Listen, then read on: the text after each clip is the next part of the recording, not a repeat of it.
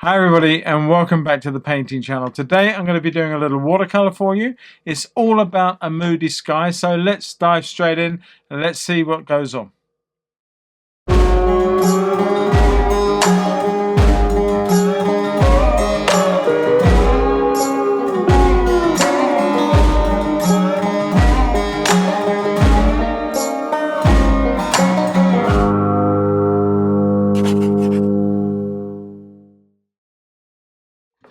Hi everybody and welcome back, and as I said, we're going to get into this painting in a moment or two, but before we start I just wanted to say a great big thank you to all my new subscribers that have come on of late, as well as my existing one. Thank you to each and every one of you for your fantastic support of the channel and the efforts that I make in creating content for you to enjoy. And with all that said, if you like this one, then don't forget to give it the thumbs up at the end and comment on it and share it with your friends. That would be awesome. Thank you so much.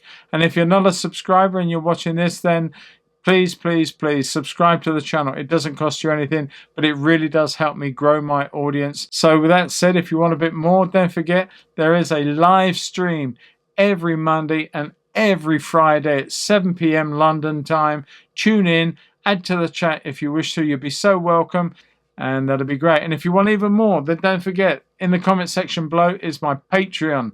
There's a little symbol. Okay, so one moody sky in East Sussex near Bodium, and let's go straight in. Now, I'm not going to do too much drawing. I just really want to sort of look at this landscape and create the effect that I seek. There's a bit of a angle coming up here. I could have made this a bit deeper. I chose not to. I just want to bring that down through there like that. We've got this rough bit of ground and texture with a bush or something here, and then we got the field beyond and a set of trees or something up through there. Very simple. We got a big tree or something way off in the field behind, so we're going to put that in like so, and one or two posts like that. I quite like those. More trees over here just to give a nice edge. And then what I really like is this gate. I'm going to put it in a little bit heavier, a little bit bigger than maybe it's suggested. I'm just going to bring that through there, another bar through there, none through there, like so, and then that gives us room for putting the stile and fencing there. There doesn't appear to be any fence at all on this side, but I quite like that. And then we've got a ridge there and a bit of a pathway or a trackway up to this that obviously the farmer will use. And we've got just a nice little scene set up. The sky, I'm not going to draw any for the sky. I'm just going to leave that. I want to see how we can play around with this sky. So for the first part, I'm just going to set up some color. Right, okay, so what I want to do first off is put a little orange in. That's quite a bit, but that's fine because we're going to need quite a bit of it. And some lovely Indian yellow to that orangey mix. It looks very strong, but with more water it won't be so bad. I just want to come in with this lovely fresh, lovely color of orange in the clouds. Now I want to put a lot of water to that, like so. It's going to come all the way through, and it's merely to stain this wonderful paper. Just want to get the sense of the light that's running through, and there's nothing doing. You can stop all that by getting too much, or you can just tap it off, but you still got that wonderful staining effect, which is what I was looking for. And one or two bits through here as well. There's one or two clouds under there that I would like to bring out if I can further in. So I'm just going to take off the excess and just tap that away to nothing. So we got merely a stain on our lovely white paper. And that's really all I wanted to do to start with. Now I'm going to dry that, and then we'll come back in with the rest. Okay, that's nearly dry. It's not totally dry. I'm not too worried about that. What I want to do now is mix up some lovely amounts of indigo blue. A couple of big piles of it in here like so. And then into one I want to put some Indian red just to take it away off the blue. You get that nice color. I'm going to put some over here now and I just want a much paler version. Same pigment, same value, but it's going to be less intense because there's a lot more water to it. I'm going to dry off the brush a little bit because what I want to do is scratch in. I'm using the rough paper to scratch in all these cloud forms that are over the top, like so. And I can bleed and play around with this now because there is dampness in the brush and it is dragging out some of the paint.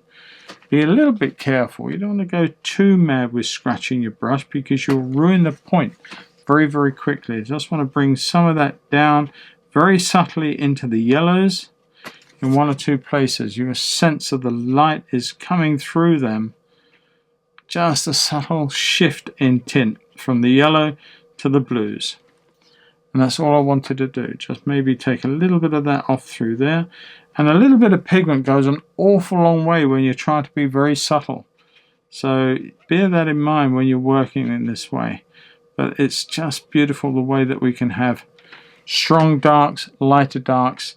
And I've got to bring out some of this light that's pushing through, but not straight away. Let's just come back in with some maybe stronger, bit more blue coming in down through. All that's nice and strong.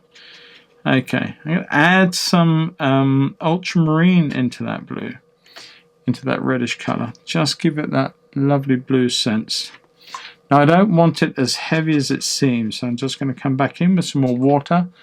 I'm really dipping away with the brush into the water very, very rapidly and making this move around and dragging the brush down in the way that the light is coming down into these bushes and into this ground, like so. I've got to work fairly fast because today, for some reason, my studio is a lot hotter or warmer, and it's playing havoc with the wetness of the paper and these pigments. So got to work fairly fast, but the way I can work through is to drag that pigment through like so, creating the look that I seek. And lovely dark, look at that, really powerful dark, like that, right the way down to the ground. Take it through, put more colors in very quickly, very boldly, leaving one or two light areas that were suggestive of these other clouds. So let's come back in very quickly, trying to work as fast as I can, because as I say, I don't want any particular area drying up on me, not if I can help it. Now this area I've got to work fast into. I want to take that down to a mere strip, and it comes down quite dark into that gated area, all the way down through here. Take it all the way down to the base of the picture, through to there, and then work fast in here. Let's take that out. Let's suggest that light is pushing through the clouds. That side is already doing it. That's fantastic. We need to get this wet and take it off of that pure white paper, so we get a mere hint of light pushing through, radiating through. I want to lift that, so I'm going to take the dampness out there and then just come back in very quickly, like so. That works, and I'm going to leave that like that. Come back in very quickly now and work the rest of this area as fast as I can, because as I said, the paint is drying out. I could have done much easier, much quicker work, to be honest with you, had I picked up a bigger brush. That's my fault. I should have done so. I didn't, but there you go. It's not a big deal. We just have to work with what we've got. A bit more pigment would help. Take some off to one side, bring that in through there, like so. Lots of water being laden in, lots of it going on, but there's also setting up for some of these other cloud forms in here, like so. Be careful you don't splat your paint. I'm a devil for that. I put a color on, I come in with a much deeper color, and all of a sudden I splattered everything everywhere else, and not really where I want it to be. Okay, so let's go in with that. Take that out a little bit. Soften that, maybe, and even just tap a little bit out here and there, like so, and just plant some colour back in. It's going to run back in places, but not all of it. There you go. Take some of these little marks out. They're not needed. They work very well, obviously, in other parts of paintings, but they're not going to work too well here. So I just wanted to make this very, very quick statement. Maybe lose some of that edge on there, soften that down, suggest there's a little bit of a glow of light possibly coming through there, 1 or 2 places.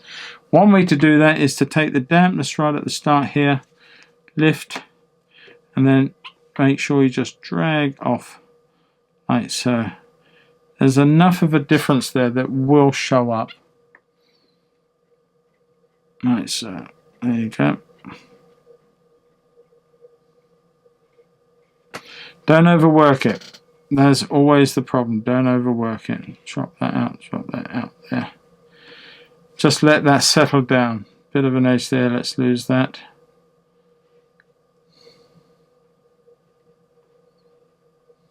There you go. Alright, I'm happy with that, and I think that we could have done maybe a bit more. I'm thinking about dropping a bit more blue into there. I think would be nice. Now, I'm going to make it not too wet because it will start pushing the paint underneath. Has already started drying, so I just want to give a sense of those extra pigments coming in, but I don't want to push too hard and make big horrible marks further on down the road. Alright, I think we can live with that. Just going to lift off a little bit through here. The paint is damp enough, and you'll see what will happen is that will start running into this area, or it should do. Certainly enough for my needs. Alright, now I've really got to wait for that whole area now to dry up. Okay, so it's pretty much dried up. There's still a dampness through here, but it's certainly dry enough that we can work through this foreground. I'm going to go in with a bit of orange into this dark colour. I want it quite warm, bit of lemon, a bit of Indian yellow to that too. And then I'm going to come in with some indigo, just to take that to a dirty colour. Now I think I actually want a bit more yellow and a bit more orange into that before I go to that darker one. So let's just play around with these colours. And this is going to dry up lighter, don't forget. So I'm going to put that in there. There's quite a light value of yellows through there with a tap of raw sienna. Just to put that in that field beyond. Bring that through there. Take it all the way to the bottom. And we're going to come across to this side. I'm going to repeat that pretty much, but not with the yellow. Just going to use the same colour here. That comes down to that gate, up through to the top of the gate. Now this is all going to get a lot darker, don't forget. This is merely a starting point. Let's just come through there, take it all the way down. And already you can see that the sky is getting moodier by the representation of this foreground, so I quite like that. Okay, I'm going to have to be a little patient one more time. I'm going to let that dry up a little bit. I could come in, and I think I will before I do let it dry, some indigo, some orange, and make a really dark choice of colours up in here for that distant trees, 1 or 2 bits and pieces into this foreground. Let them merge, basically. Let these 2 areas merge and play around, a little bit mist here and there. We can actually put this dark tree, and it's got a little bit blue, which is just ideal, really. That little bit of colour change in between here and here meant that a little bit more blue come out, which I quite like. That's good. And just gives the distance to that tree way off in the distance there. Give that lovely fill and come across here to the top of the field. A little bit of debris up to the gate.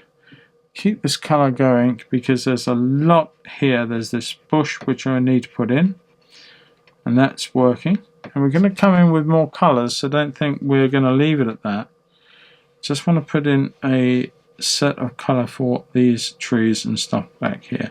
Let them come down to almost nothing. through there. Leaving that field. It's going to bleed a bit, but that's fine. I've got no real big problem with that. Just want to bring that, like that, through here. This is the edge or depression between that part, this part, and this edge here. We've got a lovely bleed going on, which is wonderful. And it's so suggestive.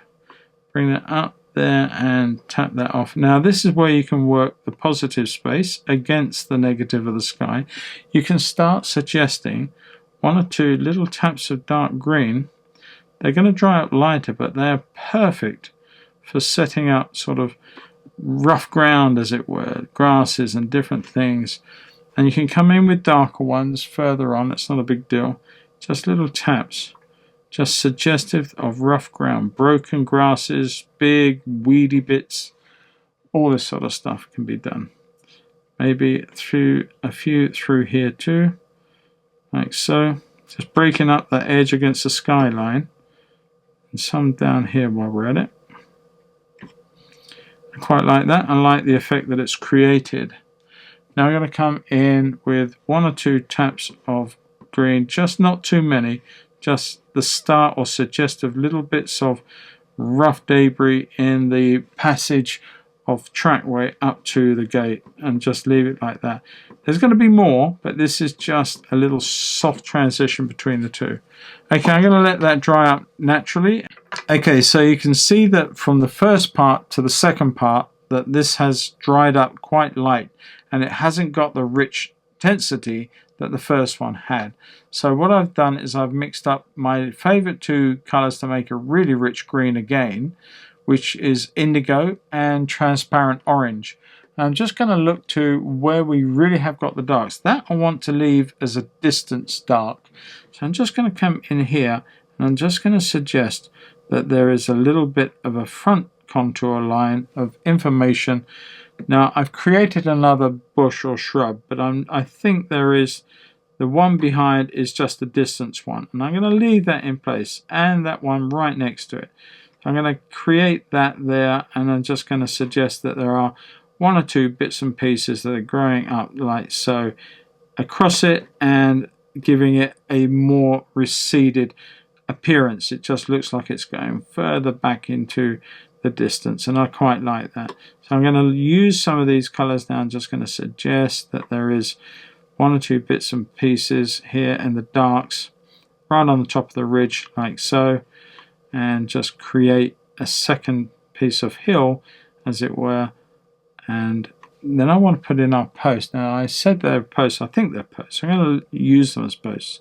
I'm going to put one in here like so, one definite one in there, and another one breaking out through there and going like so. Now they may not be in the photo itself, but I think they work quite well, so I'm going to leave them there, and then I'm going to put one or two bits and pieces here, and then I'm going to come down into this area, and I'm going to make it warm. I'm going to have a real dominant orange effect because there is that orange in the dead grasses. I'm going to bring some of that in like so. I'm losing some of that softness that I had in the bleed. It's the trade-off to create this second layer, but that I'm quite happy with. And then I want to bring some of the darks back in here like this, up to the top of the fence like that, dragging them through. Now this is the beauty of rough paper. You're dragging that through, creating these beautiful marks in the paper. I'm going to do the same thing through the top here, but a little bit more orange into that mix, so it's warming it up. And these beautiful greens and oranges working beautifully with the yellows and the violet blues into the sky. That's what makes this really, really work as a paint, and I really like it for that reason. Coming across the top here, and then I'm going to come in with this dark value here. Now this bush here will be all dark, and I'm going to build it up because it is more of a sort of scrubby bush right in the foreground, well certainly right on top of this gate, and I want to make more of this as certainly something that's more closer to us. I'm going to use the very fine tip of the brush just to suggest its straggly outline and its growth, just very, very quickly creating that look making it larger maybe, because it is quite large compared to the gate, so we need to maybe increase its stature. A little bit of orange into it too will not hurt. Let's take that down there, and then we can give it an edge, and then we can put some grasses and bits and pieces down through here like that, just breaking it up so that we can see some rough ground.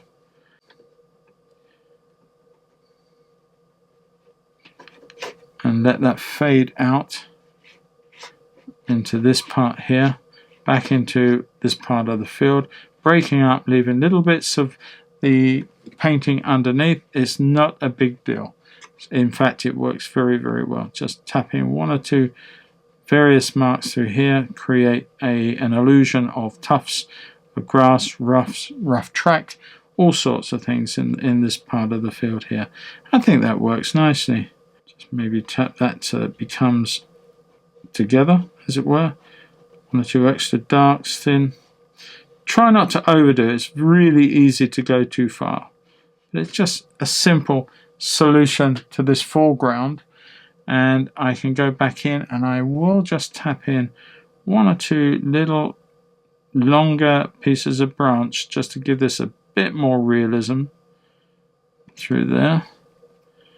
Not too wet, because you don't want anything. This paint has already started drying, so you don't want it too wet, because what will happen is that you put this on here, the moment you start touching the dry paint, it will start causing a bleed back or a bloom. Even as small as that is, it will happen. So just be aware of that. Just very, very quickly, just branch out a little more.